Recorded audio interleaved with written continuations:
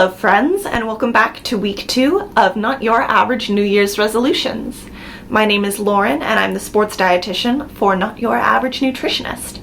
So we're going to be diving right in to resolution number 2 today, which is to optimize your pre-workout fueling and recovery nutrition.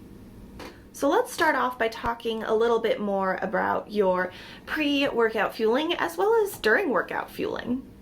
So the main goal here is going to be to have enough energy to complete your training or your activity of choice. So we'll start off with pre-fueling. About 1 hour before you start your activity, you'll want a high carbohydrate snack. And about 1 hour into your activity, you'll also want a high carbohydrate snack.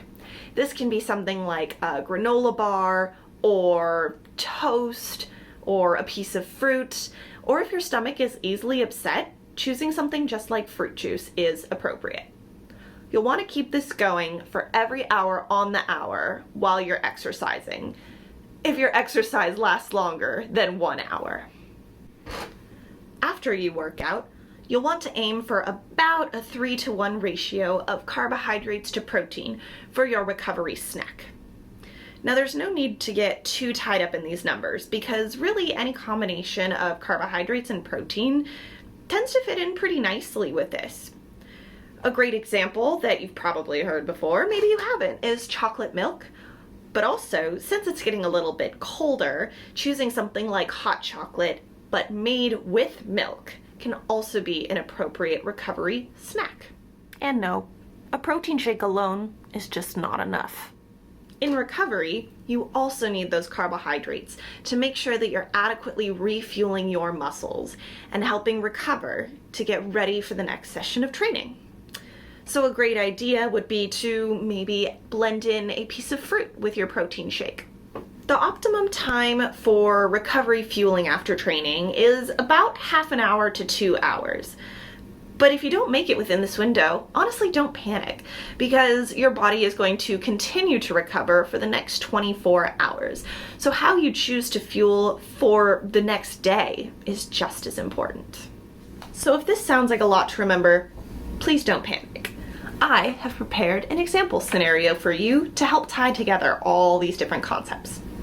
So let's say you want to go on a 2-hour trail run from about 7 a.m. to 9 a.m.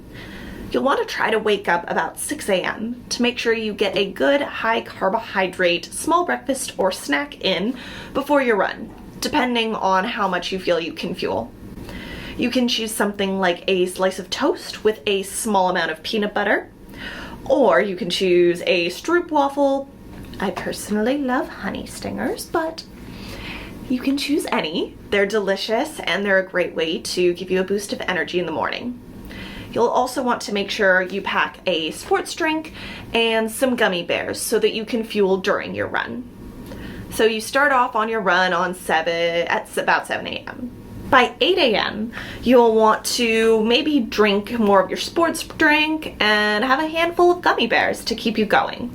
You've still got about an hour left in your run. So by 9 a.m., you're back from your run, and it's time for some recovery fuel.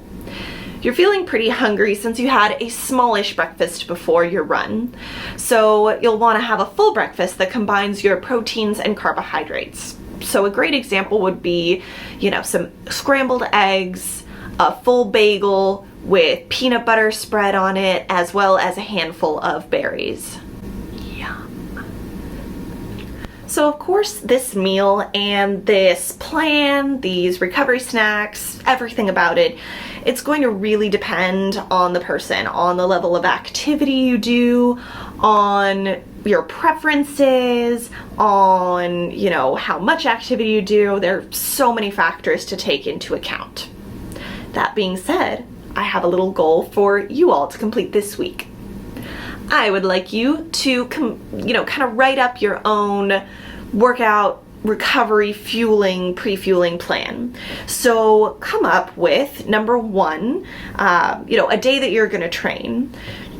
Plan how you're going to fuel before your workout, plan whether or not you're going to need fuel during your workout, and plan out your recovery meal or snack.